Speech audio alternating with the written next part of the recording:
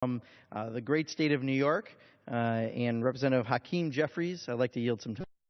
I thank my good friend, the distinguished gentleman from the Badger State, for yielding some time, as well as for the tremendous leadership that you continue to exhibit week after week in leading the Congressional Progressive Caucus's Special Order Hour, championing issues important to working families and the poor and the sick and the afflicted, those who need our government to be more compassionate in giving them the assistance that they need in order to pursue the American dream. I appreciate that advocacy, and I appreciate this opportunity to speak briefly on the plan presented by Chairman Paul Ryan, expanding opportunity in America. I'd like to believe that that is the objective.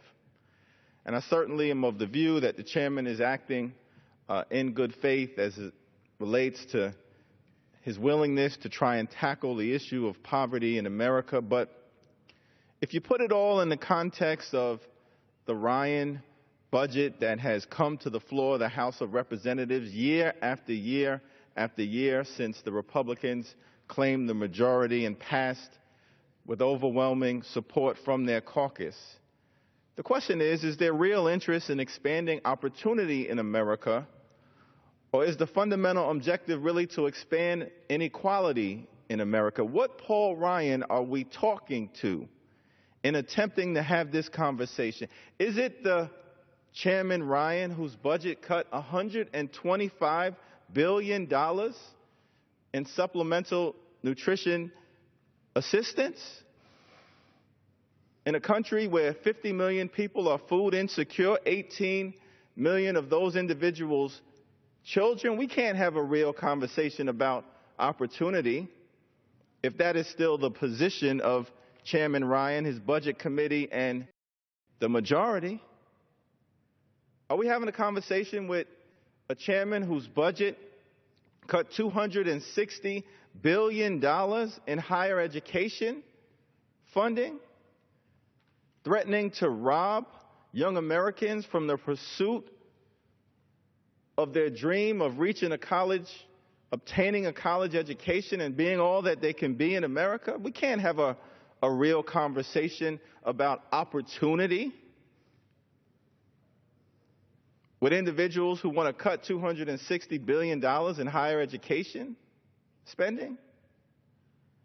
I want to believe that we can proceed in good faith and try and tackle this issue, but are we entering into a discussion with the same group of individuals, the chairman whose budget cut $732 billion in Medicaid, a program designed to benefit in significant numbers poor, elderly, and disabled individuals?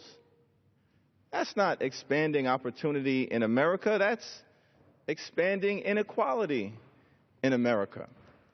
And certainly there's some proposals contained in the document that was unveiled today that we can embrace and have a meaningful discussion about and trying to arrive at common ground: sentencing reform, as well as the notion of expanding the earned income tax credit. But there's no minimum wage enhancement. There's no infrastructure investment. There's no unemployment compensation insurance renewal. There's no equal pay for equal work. There's no real effort to deal with the issues that we're prepared to work on to solve the problem of poverty for millions of Americans. And for that reason, I'm skeptical that this is a step in the right direction, and I yield back to my good friend from Wisconsin. Sure. Well, and thank you, Representative Jeffries. I, too, am